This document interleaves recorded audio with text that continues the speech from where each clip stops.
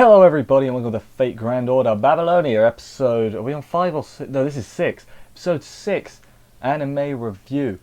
Once again, I enjoyed this week's episode. I'm really enjoying learning more about each servant and like then seeing them react. I just like it, you know? It's just a cool thing. That's this episode, sorry. Focused, I think it's safe to say focused primarily on Ishtar. And that's fine because we get a bit of explanation as to what on earth's going on with Ishtar. Why does she look like Reen? Although a little bit. Not really though. We get sort of an explanation. We'll talk about it when we get to it. We also had a bit at the beginning with Ushiwaka, which I liked. We also have Fujimaru becoming the harem king he is destined to become. Because, hey, you've seen all the doujins. Don't lie to me. I know you've seen them. I know. But anyway. Let's crack on with the episode, see what happened and everything. Let's do this. Episode begins with Ishtar's summoning, I guess in the past. Reen just sort of pops into existence and then Ishtar is like put inside her, I guess. That's my interpretation of it. So they summoned Reen from regular time and then summoned Ishtar into her. That's my interpretation of that beginning bit. I could be completely wrong. Also, she turned blonde, which we learn a bit later on. I'll just say it now, because why not? The blonde turning blonde, because I guess when she's blonde, she's got more Ishtar personality, and then when she's brown haired, the Reen personality is sort of coming out more. Because we'll get there when we get there, but yeah, that's how I interpret it. Sort of like blonde is like, they're the same, regardless. Like it's not like it's different personalities, like different consciousnesses is probably a better way to say it. It's one consciousness, but like different aspects come out of the personality. I could be completely off. That's just my interpretation. You know how Fate is with its lore. I'll do extra reading at some point, probably not. But yeah, we go to learn more about. We go to Gilgamesh. He's like, okay, so the wall was 30% down, so that's not good. Gilgamesh then gives the ones that reported to him, that being Ushiwaka and the other guy, the one whose name I don't remember. You got Leonidas, you got Ushiwaka, and the other one, and I don't remember the other one, but he gives them some time off. Isn't that nice? It is still weird seeing Gilgamesh being almost like a kind and benevolent but smart king, you know, because I say it every week because he's a dick normally, but you know, it's fine. It's a nice change. I still want him to call someone a mongrel angrily at some point though, so waiting on that.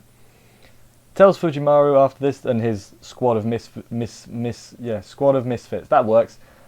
Hey, I need a tablet of destiny. It's a tablet that I wrote the future on once, but I misplaced it, but now I can't remember what I wrote, so please go find it. Which, you know, that's a very Gilgamesh thing to do. He's like, why should I bother remembering something that I saw in a dream?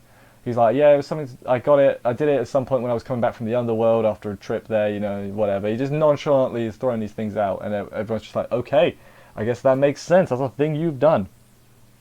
And the place it's in is in Ishtar's territory, so they got to go get that. The territory has become a wasteland. They go tell everyone else. Anna's coming. She packs a massive bag because cakes? I don't know what she'd keep in there. Maybe cakes. We'll go with cake. Ushiwaka wants to talk to Fujimaru because he said he admires her because she's Japanese, he's Japanese. Just makes sense, you know? And he tells her on the roof later on about all the her stories or whatever. Says that he understands her. It's like, I get why you did what you did. And she's like, only like a few people ever have said that. We're best friends now, and I'm definitely going to join your harem, Fujimaru. And Fujimaru's cool. We'll do that. You know, here's a script to read, and we'll act this out in due time when you get summoned to Chaldea. Eventually, I have no idea what I'm talking about anymore. It's just what I do. Also, remembered something.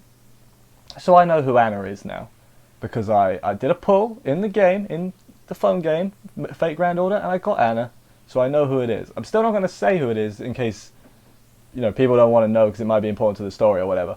But just a word to everyone here. I know who she is because I got lucky in the mobile game. So, you know, that's a pretty funny anecdote, I guess, of something that's happened. So, yeah. The next day, the gang all heads out. We get a little montage of them doing some swimming. They weren't swimming, they were in a boat. Rowing, that's like swimming, but with a boat.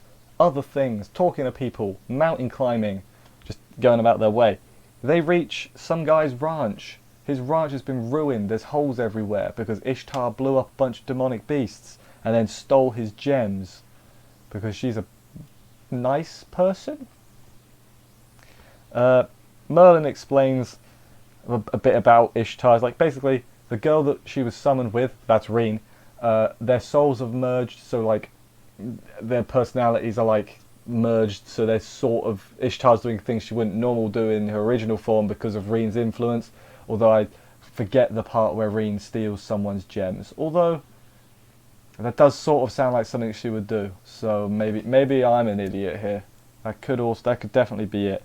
They reach the city and everything, and then before they enter, they're camping out. Merlin's talking to Fujimaru. It's like, why are you working out, you weirdo? You're a master. Masters don't need to work out, despite almost every master working out. He doesn't say anything like that, I don't think. He's like, that's weird. Why you? He's like, why do you need to do that?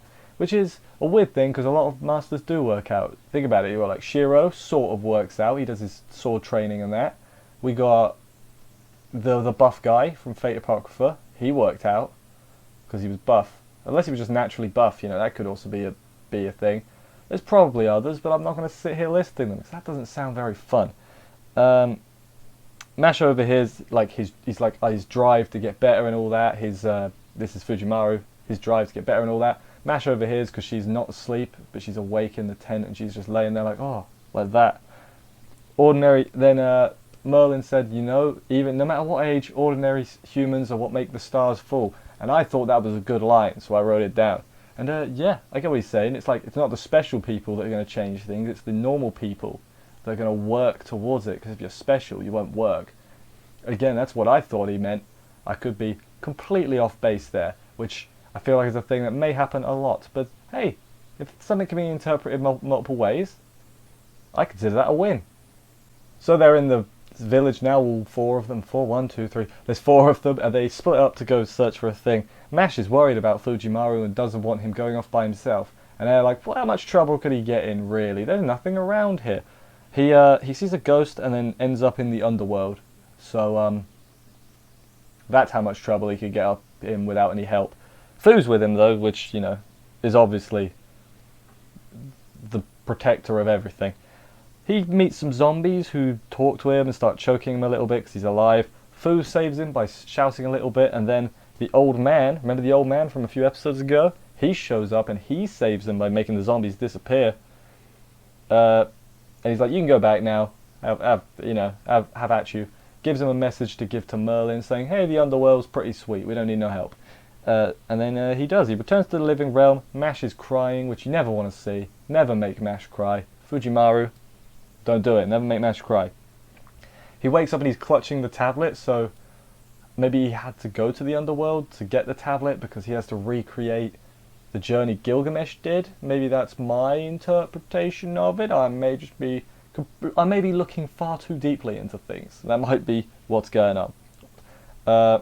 Merlin then mutters something after he heard about the underworld's fine, about the three goddesses in the underworld. He's like, oh, weird. So the three goddesses aren't, in relation to the underworld. So maybe because the goddesses, it should have unbalanced the underworld, but it didn't. So maybe there's something else doing something so that's not happening. I know that was a very vague way of saying I have no idea what he meant, but that is what I'm saying. Yeah, I have no idea really what he meant. I'm sure we'll find out, and he'll explain it in that sweet tone he has. I like not Gilgamesh, the other one, Merlin. I like him too. I like Gilgamesh as well. I like a lot of people. I like most of the people in this show. They've got a good selection of people. Before we get to the last part, which is action packed and all that, so I don't know how much I have to talk about. The show has started airing on Crunchyroll. It's on episode 1, so it's going to be like 4-5 weeks behind. So I mean, what if I ever want to rewatch it when it's all out, I'll watch it on Crunchyroll. Because Funimation's player is but for right now I gotta stick with Funimation because they're up to date. So yeah, Crunchyroll, do better next time. The four of them get attacked by Ishtar, who, she was like, they were talking about the ranchers. The reason she stole the gems of the ranchers is so they wouldn't repeat their mistakes. So she's like, she would have saved them for free, but they'd be better off this way, which, you know, she's a good person, really. There's a fight kicking off, they have a brief tussle. She can fly, which is, you know, that's cheating, right? There's no flying in Fate Go.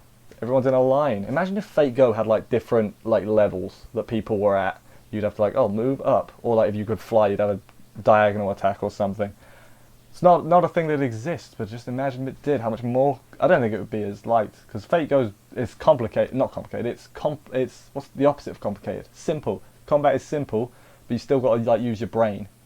Like you can't just mash and hope to win. See what I did there? But yeah, she says she'll get serious, and then like freezes and goes, and then, you know, well, don't know what was up with that. Maybe it had something to do with the sun, because the sun was going down in this part, and it did affect her at different points. So maybe, but yeah. Then Fujimaru challenges her. He's like, "Come on, I know you're a goddess and everything. 1v1 me, bro. Let's do this." I can't believe I just said that. Then she's like, "What? Idiot. Fine, I'll kill you." It was a trap. Anna chains her and pulls her down, slams her to the ground, and she gets knocked unconscious. Later on, she wakes up in the hut, and basically they make her tell everything. They're like, "Hey, we three goddesses, we're competing with each other to see who can take over the country first and get the Holy Grail from Gilgamesh," which, that's not a good reason, really, but whatever. She was the only one not summoned by a bad Grail. Yeah, the bad Grail, because Gilgamesh has got the proper Grail, but then there's a bad Grail as well. She was, because we saw how she was summoned, but the other two were summoned by the Grail. Skeletons rise up because it's nighttime, and that's just a thing that happens, I guess. Fujimaru lets Ishtar go, even though she was expecting them to leave her behind. He, you know, unties her. He's like, "You should escape as well. Have fun." And then she blushes and is like, "Don't expect me to say thank you or anything, backer. It's not like I'm thankful, backer." So yeah, add one more to the harem. What are we up to? 3, 4? I've lost count. 5. 1, 2, 3, 4. There's Mash. Anna's questionable. Ushiwaka. And Ishtar. That's 4. Is there more? Let's just continue on, because I could be here all day. She clears them a path as thanks, and, you know, everything. He thanks us like, "Thank you, Ishtar, for helping me out." Then at the end, she turned blonde and said that he's too good to be a sacrifice for the other goddesses. So either she's going to protect him from the other goddesses and be a good guy, or she's going to take him for herself or something. I have no idea. But so blonde Ishtar is different from blonde Reen, is I think what we're learning here. Because you remember in Extra, the game, not Last Encore, because that's poo. There's blonde Reen, but that's separate. She was more like regular Reen, but blonde. Blonde Ishtar is like Ishtar, but it looks like blonde Reen, but has nothing to do with blonde Reen. Fate, am I right?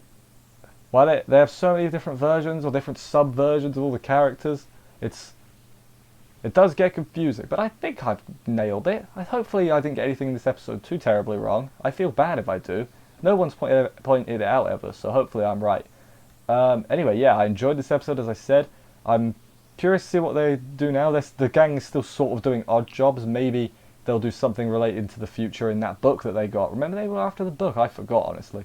So maybe Gilgamesh should be like, "Alright guys, here's what's going down." But yeah, they do. It's weird. All the episodes sort of start really like basic, like, "Go and do a job for me." But then like, that job will be like, it's like every episode is sort of like a mini arc in itself. It's like, let's learn more about this character this week. And it's good, I like it. When we get to the big, I assume we're going to have a big showdown at some point, because that's, from what I remember from the other arcs in the game, they sort of build to a really big showdown. So, yeah, I'm looking good, I'm excited. Yeah, I guess I'll just wrap it up here. I can't think of anything else to say. Thank you everybody for watching this review. I hope you enjoyed it. If you did, consider subscribing and stuff for more reviews. Like and comment as well. YouTube likes it when people do that, so I would appreciate that very much. Thank you. I will see you next week for another episode of this, and bye guys.